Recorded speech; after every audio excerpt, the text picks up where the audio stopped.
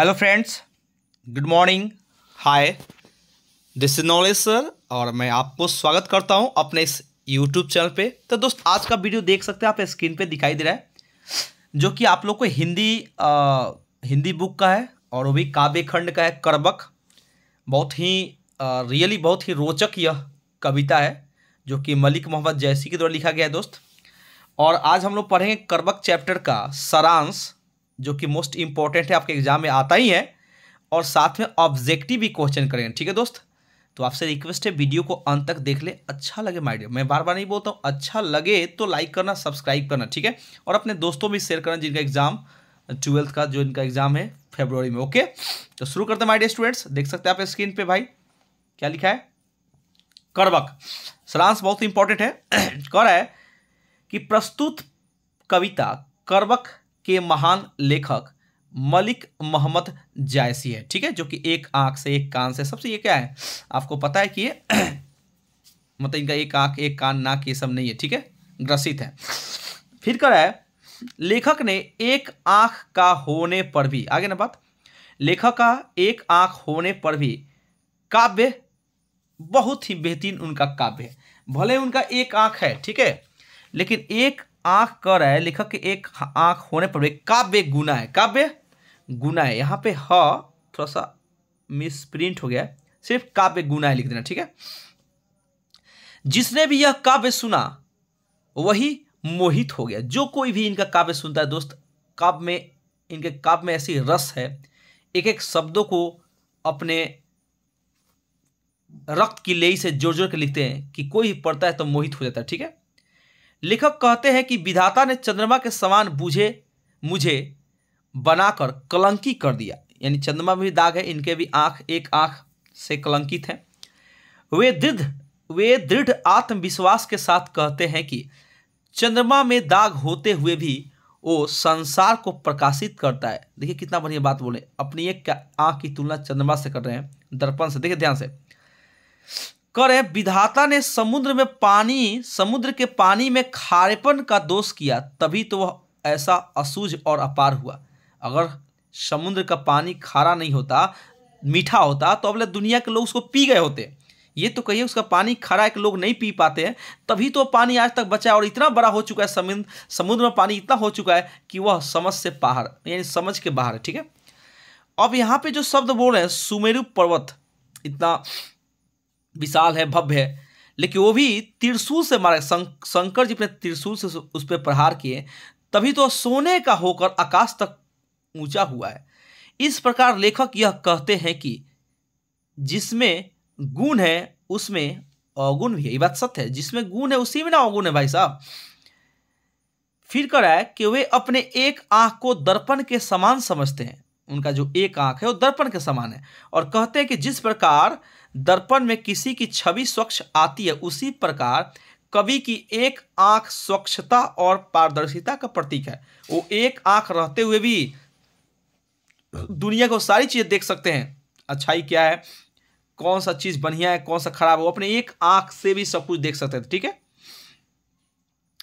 फिर कर साथ ही साथ जायसी जी यह कहते हैं कि इस नश्वर जगत में जिस प्रकार के फूलों के सुगंध रह जाते हैं, उसी प्रकार इंसान भी केवल कीर्ति ही यहाँ इस यानी कि इंसान की भी केवल कीर्ति ही यहाँ रह जाती है।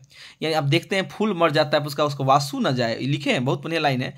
फूल भले ही चला जाए लेकिन उसका सुगंध रह जाता है, उसी प्रकार से इंसान भले ही मर जाए लेकिन उसकी कृति, उसकी गुणगान रह जाती है। आपने पद्मावत और उस राजा की कहानी सुनी होंगे, ठीक है, ना रही पद्मावत ना वो सुगा है, ठीक है, ये सब किताबों में देखिए फर्स्ट चैप्टर में। कवि कहते हैं कि जो भी इसको पढ़ेगा वह उसे दो शब्दों में जरूर याद करेगा। कवि का अपने कलेजे के खून से रचे इस काव्य के प्रति यह आत्मविश्वास अत्यंत सार्थक और बहुमूल्य है। चलिए अब देखते हैं दोस्त इसका ऑब्जेक्टिव सारांश। जरूर आप चाहें तो स्क्रीनशॉट ले लेना भाई, और जरूर इसको लिख लेना, ठीक है। चलिए अब देखते हैं ऑब्जेक्टिव। इसका ऑब्जेक्टिव बहुत ही इंपॉर्टेंट माय डियर फ्रेंड्स, बहुत ही इंपॉर्टेंट, सुपर डुपर है भाई साहब, इसलिए आपसे रिक्वेस्ट है जरूर देखिएगा और लिखिए, ठीक है। मलिक मोहम्मद जैसी कैसे कवि हैं, बहुत ही इंपॉर्टेंट है भाई, बहुत ही प्रेम मार्गी हैं, वह ईश्वर के प्रेम में कत रहे हैं। प्रेम मार्गी में का मतलब होता है दोस्त कि जो देख रहे हैं आप इस चैप्टर में किसके बारे में दर्शाए हैं, पद्मावत के बारे में, राजा के प्रेम कहानी के बारे में बताया, ठीक है। इसलिए वो प्रेम मार्गी है, प्रेम के पुजारी है, ठीक है। अब कह रहा है कर्बक में कौन सी बात पाई जाती है, तो अभी आपको बताया जब प्रेम मार्मी है तो जाहिर सी बात है प्रेम मार्गी तो प्रेम की बात होगी।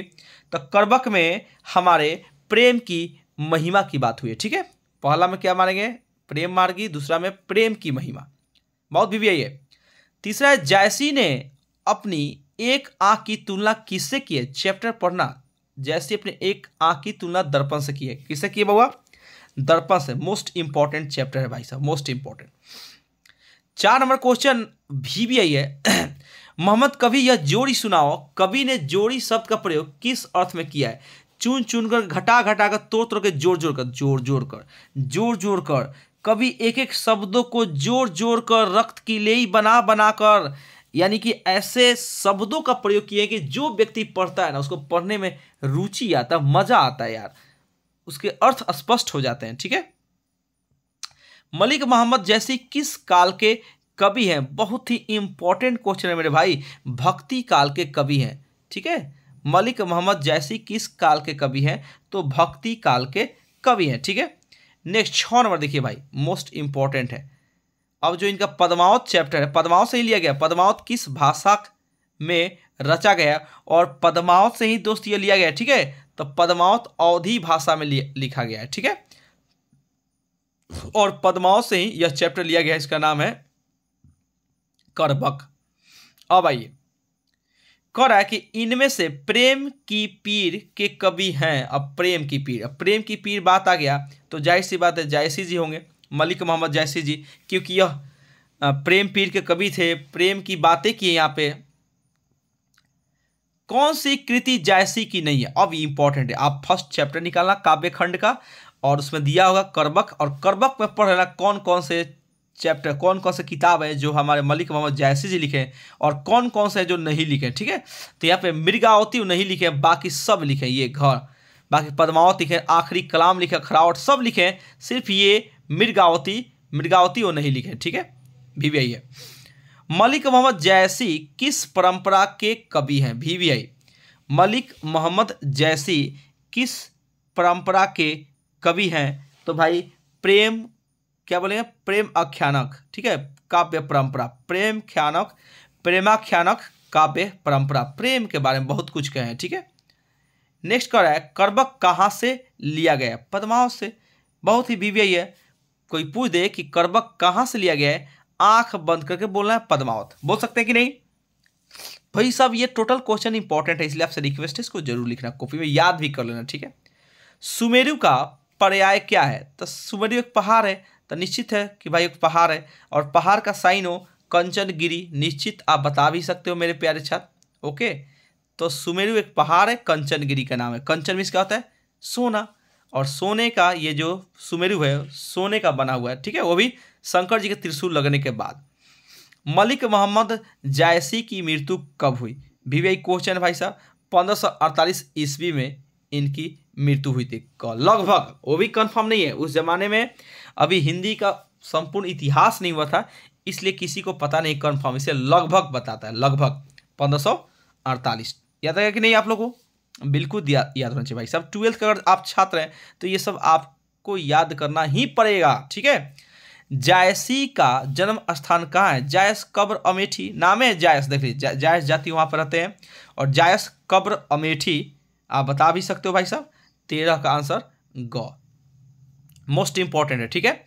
हर एक क्वेश्चन भी है, इसलिए आपसे रिक्वेस्ट है, मैं बार बार नहीं बोलता हूँ भाई साहब, जरूर लिखो, ठीक है, क्योंकि मोस्ट इंपॉर्टेंट यह चैप्टर है, ठीक है। नेक्स्ट है ये चित्ररेखा, चित्ररेखा किस कवि की रचना है, 14 नंबर क्वेश्चन है और मोस्ट इंपॉर्टेंट है। चित्ररेखा जितनी भी उनकी किताबें हैं उसमें पद्मावत मोस्ट इंपॉर्टेंट आपको याद रखना है, और ये भी याद रखिए कि चित्ररेखा किस कवि की रचना है, तो बोलेंगे मलिक मोहम्मद जायसी की, ये हमारा ए नंबर, मलिक मोहम्मद जायसी।